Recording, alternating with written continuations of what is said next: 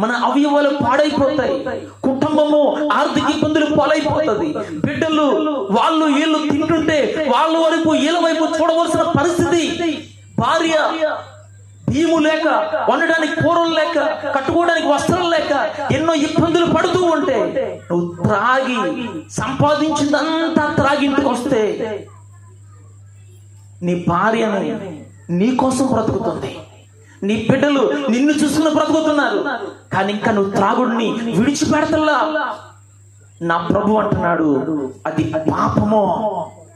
ఆ పాపము ఎవరిలో ఉందో వారు దేవుని రాజ్యానికి వారసులు కాదు అని నా ప్రభు చెప్తున్నాడు.